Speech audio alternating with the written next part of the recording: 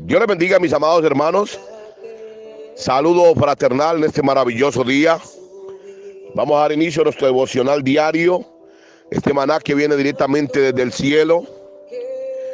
No sin antes darle gracias a Dios por su bondad, por su generosidad, por su misericordia. Estamos respirando aliento de vida. Todo porque Dios es bueno.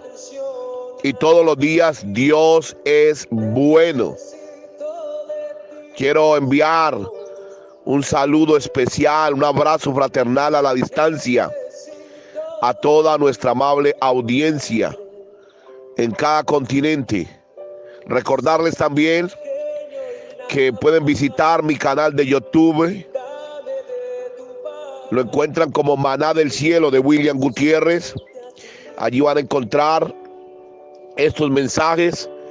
Pueden suscribirse y compartir con todos sus contactos, con todos sus amigos y familiares. Quiero que vayamos a la palabra de Dios. Una historia conocida por los lectores de la Biblia, muy interesante. Y la encontramos en el Evangelio de Lucas, capítulo 7. Del verso 1 en adelante dice la Biblia: en el nombre de Jesús. Después que hubo terminado todas sus palabras al pueblo que le oía, entró a Capernaum. Y el siervo de un centurión, a quien éste quería mucho, estaba enfermo y a punto de morir.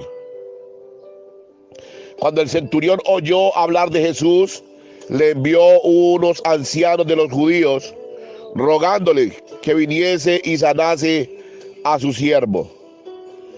Y ellos vinieron a Jesús y le rogaron con solicitud, diciéndole: es digno de que le concedas esto, porque ama a nuestra nación y nos edificó una sinagoga.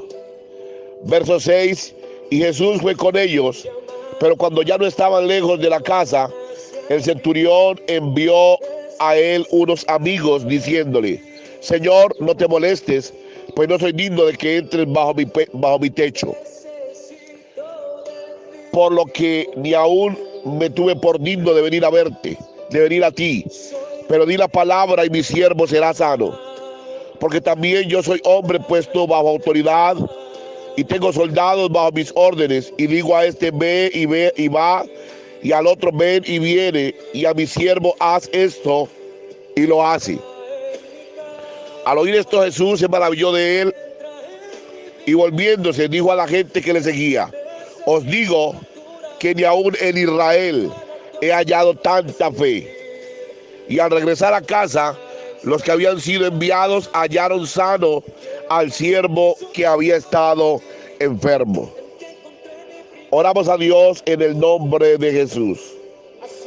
Te pedimos, Señor de la gloria, Padre amado, que hables una vez más a nuestra vida.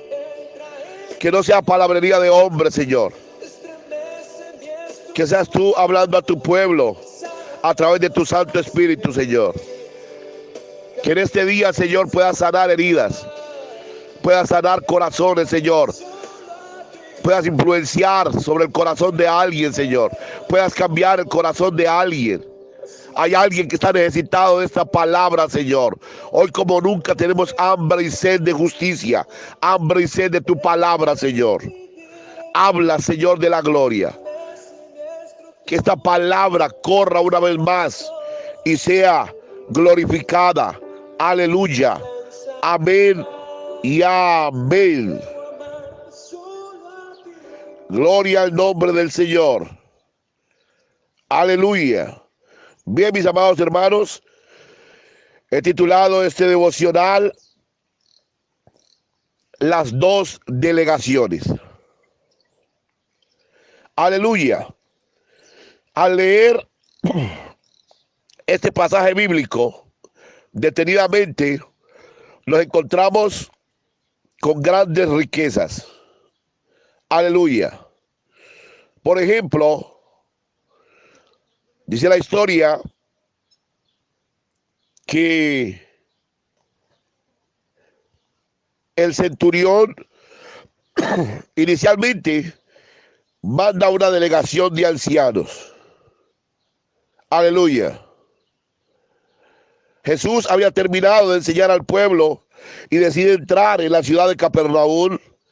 Y cuando Jesús entra a dicha ciudad, se encuentra con una delegación de ancianos que interceden por un centurión romano.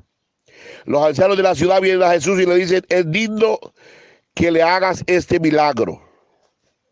Aleluya. Porque él ha construido una sinagoga. En otras palabras, porque él es buena gente. Aleluya. Este hombre, en su rango de centurión, muy seguramente tenía a su cargo un grupo de soldados. Aleluya, una centena de soldados quizás. Aleluya.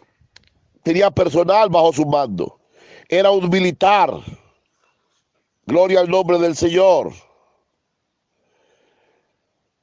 Esto significa que muy posiblemente este centurión romano estaba bajo la autoridad de Herodes. Lo cierto es que este centurión tenía un siervo muy enfermo, casi a punto de morir. Y este centurión valoraba mucho a su siervo y lo amaba. Y fue justamente esto que lo mueve a ponerse en contacto con Jesús. Y lo hace por medio de los ancianos judíos de dicha ciudad. Aleluya. Pero ¿por qué el centurión no fue personalmente? ¿Por qué no se puso en contacto personalmente? ¿Por qué envió a los ancianos? Aleluya. Gloria al nombre del Señor. Es importante resaltar que los ancianos de la ciudad deciden actuar como una especie de puente entre Jesús y ese centurión. La delegación afirma que el centurión es digno de que Jesús escuche esa petición, porque ese centurión amaba a la nación y había construido una sinagoga. Aleluya. Y no es que el centurión no haya querido presentarse delante de Jesús por orgullo, ni nada que le parezca. Aleluya. Sino que no se veía bien, no era digno de alguna manera de que Jesús fuese invitado a la casa del centurión. Pero al transcurrir del camino, cuando ya él se acercaba a la casa del centurión, salió una segunda delegación. Una segunda delegación que se denominan los amigos del centurión. Y le dicen a Jesús: no es digno que entres bajo su techo. Aleluya. Y el mismo centurión manda digamos, la justificación y manda a decirle a Jesús: no me tuve por digno de venir a ti. La pregunta es, en conclusión, ¿el centurión era digno o era indigno? Ahora, todos tenían la razón, porque para venir a Jesús a pedirle algo se necesita una doble dignidad.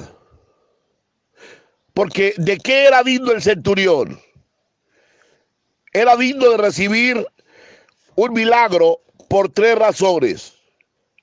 Primero, porque siendo extranjero amaba a la nación de Israel, y Dios había dicho a Abraham en Génesis 12:3: bendeciré a los que te bendijeren y a los que te maldijeren maldeciré.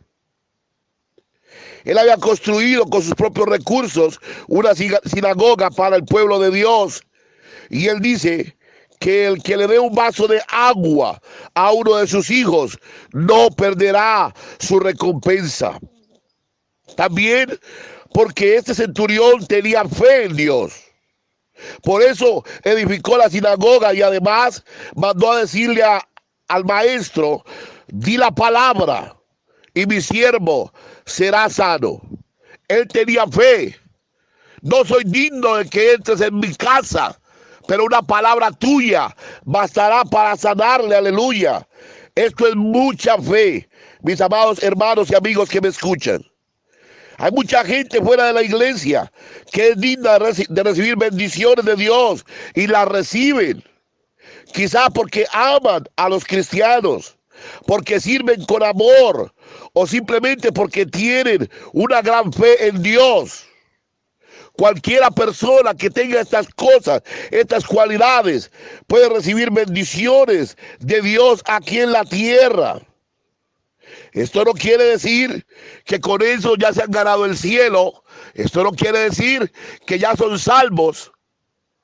No, no se han ganado la salvación, porque no se han acercado a Dios en arrepentimiento y no se han bautizado en el nombre de Jesucristo para perdón de sus pecados.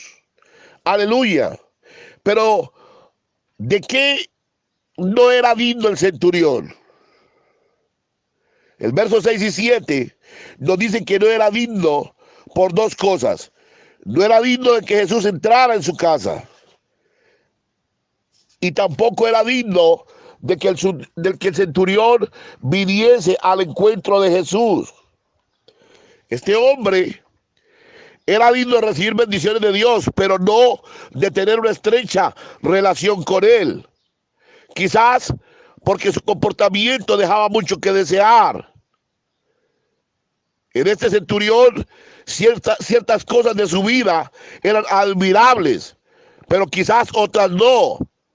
Tal vez él vivía una doble personalidad, una doble vida. Podía recibir regalos de Dios, pero no heredar el reino de los cielos, porque no había decidido de corazón vivir para Dios, sino que se conformaba con dar limosnas, con dádivas de Dios por sus obras de caridad. Se conformaba con amar y creer en Dios a su manera. Aleluya. Y así hay mucha gente, y aún cristianos, viviendo así. Se jactan de hacer buenas obras, pensando que el cielo les sea deudor. Quieren las bendiciones de Dios, pero no al que bendice. Aleluya. Quieren las bendiciones de Dios, pero no al dispensador de las bendiciones. Quieren la sanidad, pero no quieren al sanador. Eso es como esas personas que creen en Dios y se acercan a uno siempre a pedir oración por un enfermo, por un familiar enfermo. Pastor, usted que está más cerquita de Dios, ¿por qué no ora por mi madre? ¿Por qué no ora por un familiar que tiene cáncer, etcétera, etcétera? O sea, quieren la sanidad, quieren el milagro, pero no quieren al sanador. Quieren el milagro, pero no al milagroso. No quieren al dispensador de los milagros. Quieren el consuelo, pero no quieren al consolador. Quieren la paz, pero no quieren al pacificador. Ay, hermano, ayúdeme a orar por mi matrimonio, que mi matrimonio es un caos, que mi matrimonio es esto y aquello, que mi marido es un borracho y no quiere dejar el licor, no quiere dejar la cantina, la botella. O sea, quieren la paz en sus hogares, pero no quieren al pacificador en sus hogares. Quieren los dones, pero no al dador de los dones. Alabado sea el nombre del Señor. Alguien te está hablando, amigo y amiga que me estás escuchando. Alguien está hablando a un hermano, a una hermana de este día. Porque para ser hijo de Dios se necesita una doble dignidad. Dignidad para levantar las manos al cielo, implorar y esperar confiados una respuesta sin tener de qué avergonzarnos.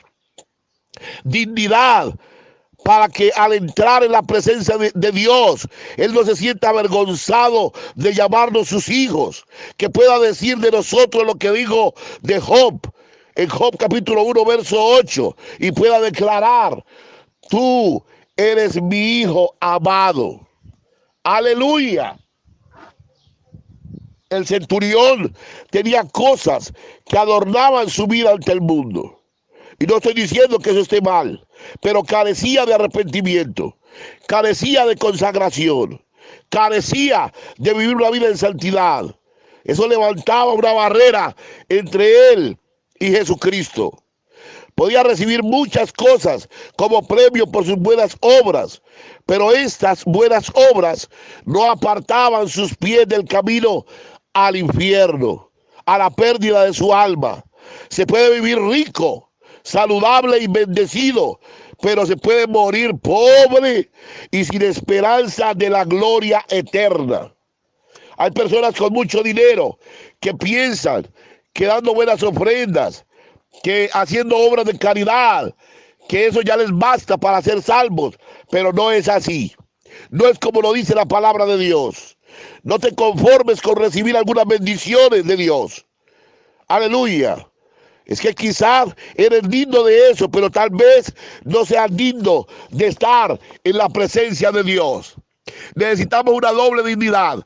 La dignidad que recibe recompensa de Dios aquí en la tierra como cosecha por sembrar una semilla, y la dignidad que nos abre camino para llegar a la presencia de Dios y tener amplia y generosa entrada en el reino eterno, en el reino de los cielos. Como dice el apóstol Pedro, no es lo mismo recibir sueldo para trabajar que tener herencia para ser hijo. Alabado sea el nombre del Señor. Aleluya. Jesús acepta ir a la casa del centurión, pero cuando Jesús estaba cerca de la casa, le sale al encuentro esa segunda delegación de los amigos. Una nueva delegación no era conformada por ancianos judíos, sino por un grupo de amigos del centurión. Aleluya. Primero Jesús recibe la delegación judía y ahora, cerca de la casa del centurión, recibe a la delegación de los amigos del centurión. En otras palabras, Jesús primero recibe una delegación judía y luego una delegación romana, porque el centurión mandó esta segunda delegación. Aleluya. De acuerdo al relato bíblico, el centurión no se presenta personalmente ante Jesús. Como decía anteriormente, no porque sea orgulloso, sino por el contrario, él no se siente digno de que Jesús entre en su casa. El centurión sabe que conforme a la ley judía, Jesús podría llegar a considerarse impuro si entraba en la casa de una persona no judía. Y esta es justamente su preocupación. Pero es justamente este hecho lo que resalta la fe de este centurión en Jesús. Sí, se necesita fe para creer que el enfermo, al ser tocado por Jesús, sanará. Se necesita mucha más fe para creer en una curación a distancia. El centurión, por medio de esta segunda delegación, expresa su más profunda fe, aleluya, en la palabra de nuestro Señor Jesucristo. Hago un paréntesis. Siempre que estoy orando por alguien a la distancia, desde aquí de España a Colombia o a cualquier país, siempre me acuerdo de esta historia y le digo: Señor, así como sanaste, aleluya, al siervo del centurión a la distancia, así obra en estos momentos, Señor. Y la verdad que hemos recibido respuestas de parte de Dios. Milagros Dios ha hecho a la distancia. Dios ha sanado muchas veces, mucha gente a través de una oración, por el móvil, por el celular, aleluya, por una llamada. Gloria al nombre del Señor. El centurión le dice: porque también yo soy hombre puesto bajo autoridad y tengo soldados bajo mis órdenes. Y digo a este: ve y va, y al otro: ven y viene. Y a mi siervo: haz esto, y lo hace. Es importante resaltar cómo se usaba la palabra también. O sea, el centurión aquí no hace gala o elogio a su autoridad, sino por el contrario, le explica a Jesús que él, nuestro Señor Jesucristo, por ser quien es, sabe muy bien lo que es tener autoridad. Aleluya. Gloria al nombre del Señor. Y el centurión reconoce también y sabe que Jesucristo es un hombre con autoridad. Jesús tiene la autoridad que viene nada más y nada menos de la divinidad. Es por ello que el centurión afirma y resalta que solo una palabra de Jesús a la distancia sanará a su siervo. Gloria al nombre del Señor. Pero hasta el versículo 9, Jesús no había dicho absolutamente nada. Él no había hablado, no había abierto su boca. Pero ¿cuál fue la reacción de Jesús? Al oír esto, Jesús se maravilló de él y volviéndose dijo a la gente que le seguía: os digo que ni aún en Israel he hallado tanta fe. ¡Wow! Palabra de Dios, palabra del Dios humanado, aleluya. Palabra de aquel que se manifestó en carne, de aquel Dios humanado. Os digo que ni aún en Israel he hallado tanta fe. Tras estas palabras dice que la segunda delegación vuelve a la casa y encuentra al siervo perfectamente sano. Qué mensaje tan tremendo nos deja este texto bíblico. Primero, es interesante, es importante que a lo largo de todo este texto bíblico, el centurión romano nunca ve a Jesús cara a cara.